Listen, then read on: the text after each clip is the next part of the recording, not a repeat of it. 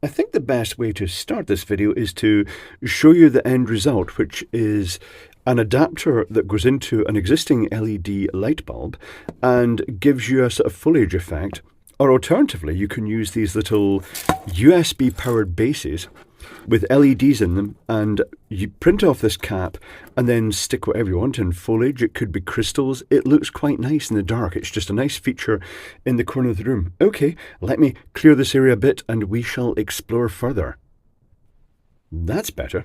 So usually when I show these 3D printed projects, I do say that you don't need a 3D printer. You could improvise other ways. In this case, I'm sorry, you actually do need a 3D printer, but maybe this could be the impetus that makes you think, well, that would be quite fun to have. They have many uses.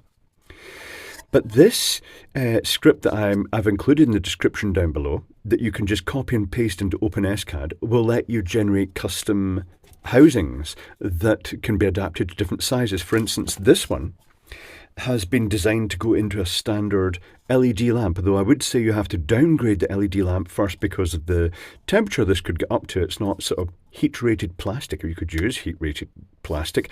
I tend to use PLA. It's my choice.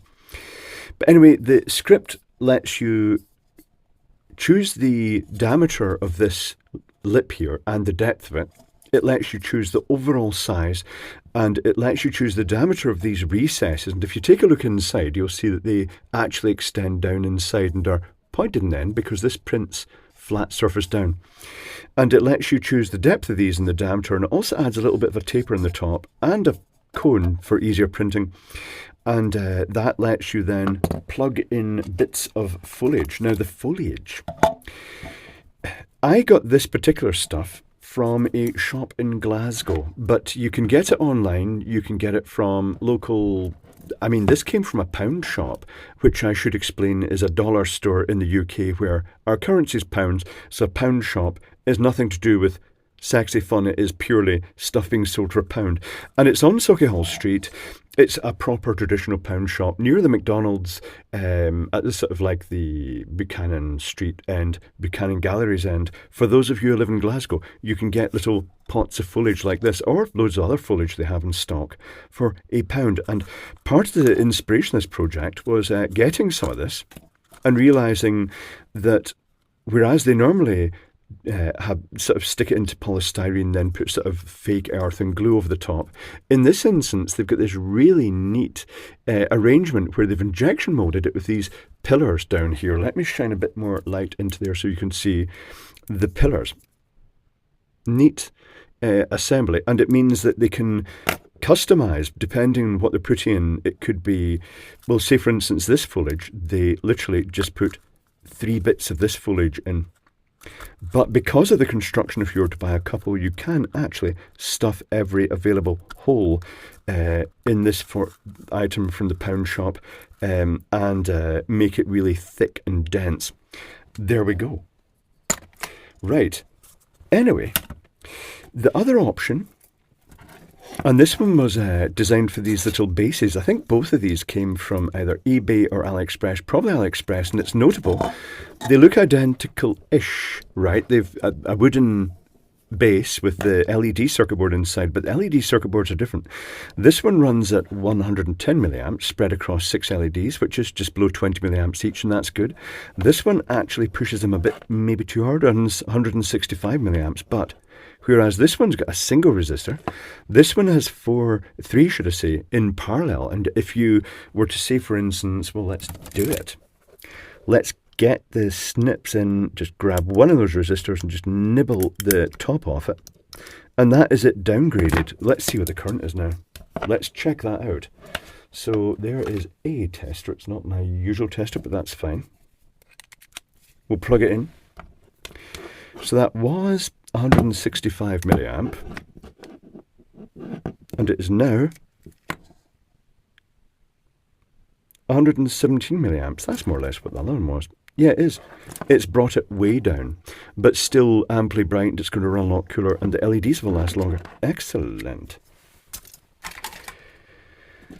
So these little sprigs, I would just put this in for fun. This is the smaller version that is designed for this.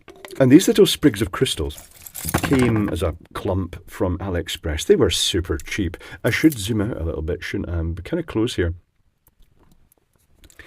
But anyway, the pound shop stuff, the foliage tends to have a construction. It'll have a base and then little sort of rings moulded in the end of the foliage that go onto spikes or whatever.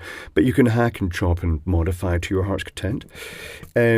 But you can just wedge these in to this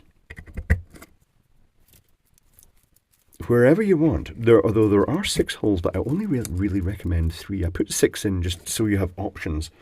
And if I bring that little power supply back in again, this will now be closer to that one, with just a gentle wash of light underneath the foliage. It doesn't make all the foliage glow, but it does wash it with light from underneath, and it just looks nice, sit in the corner. Let me show you this with the lighting off. There we go, just ornament sitting in the corner, splashing light around the room, but just with this foliage creeping out the top of it. Strange, but quite amusing to create. Okay, watch your eyes. It's about to get bright again. Another option I found online was sort of a bunch of these. Again, quite cheap, just a standard mass-produced item that can also fit in and give you a sort of denser, sort of Christmassy look. So you could really just do anything with this. It's just a base for your own creativity, so to speak. Okay, let's take a look at the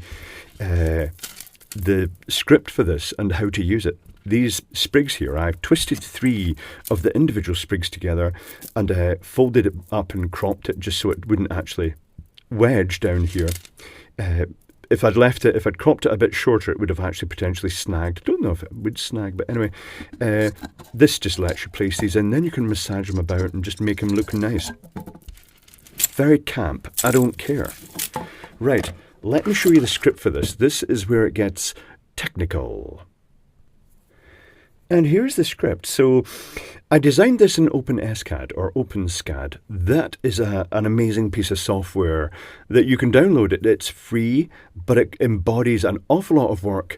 And it basically lets you design things in script form, which is the sort of native language behind the scenes of most CADs. They'll generally create a script from you shuffling objects, and then it lets you visualize it in 3D, and you can grab that with your mouse and pan it around. Now, I would show you this as a screen grab, but I might as well just show you here because it just makes it easier to point instead of having little mouse whizzing around. So you have 5 variables. You've got the rim, which is the base down here. Let me just bring in an object. It's the diameter of this. It's the outside diameter of this. In the case of these little modules, measure your own, but this one was 32 millimeters. You can then choose the lip, which I chose as 5 millimeters, which is the length of that lip. And then you've got the cap, which is the largest cap diameter, which is this outer edge here. The first one was just a straight up shape, but then I tapered it out to create this sort of taper out and in again to give it more interest. The next thing you can choose is hole. That's the diameter of these holes in here. You're always going to get 6, and it's going to auto-space them based on the algorithm I have written in there. And you've got deep, which is the depth of these holes, and that's basically how far they extend downwards. And they are closed because if you stuck them onto a light bulb like this and then you poked things down, you could actually, if you poke them down far enough, they could go into live bits down here. That's why I closed those off. It also means it's a nice end stop for putting stuff in.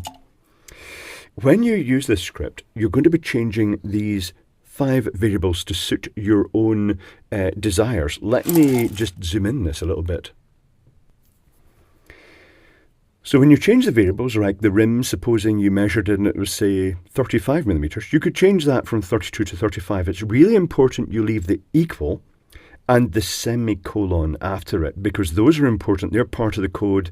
The equals that's the variable, and it says it equals 32, and then the semicolon says, wait, there's more, go down to the next line. And these little dashes here, that's just remarks. But make sure you leave those equals and the little semicolon. If you don't, you'll get a little error will flag up when you try creating it. Change the variables. You've got another one down here you can change as you wish. Fn equals 100 is the number of facets around the outside. So 100 is typically fine. If you reduce that to 6, it would make the thing hexagonal, but that would also go hexagonal at the bottom here. I could do one that is hexagonal, but this one is just all round. And if you wanted, you could make it hundreds more, but it will take much longer to process. And really, 100 is absolutely fine. You can see little facets here, but when it comes to the actual thing, although you can see a slight patterning on it, it's not that much. 100 is fine. You don't really need to change that, but don't let me stop you if you want to. Once you've made your modifications, press this little box here with the double arrow, and that will build the thing very quickly in the window. It lets you see what it's going to look like, and then you can pan around it. Once you're happy with it, press the little box with the hourglass in it, and that's the one that builds the final file. And then once it's made a little doodling noise when it's finished, you can press STL, and that will let you save it as the STL file for Cura or your preferred slicer that converts the 3D image into all the slices required by the 3D printer.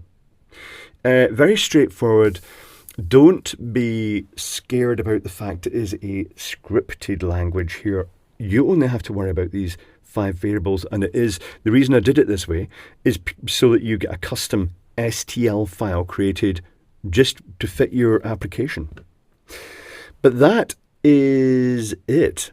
If you go down into the description down below after the usual blurb, and I'll provide links to things like bits of the foliage and the crystals, because they're just a sort of fun thing, and probably these as well. But once you get down past the main sort of description, you'll find, and it'll be documented, it'll say the script starts here, and it is literally in the description down below. You can basically highlight it all, copy it, and you can go to OpenSCAD and you can paste it into an empty window and just start building to your heart's content. So that is it. I shall just focus up a little bit higher. I'll get that out of the way. Otherwise it'll look blurry and out of focus. Focused. Actually, I think I focused. Let me just double check. Yes, I focused.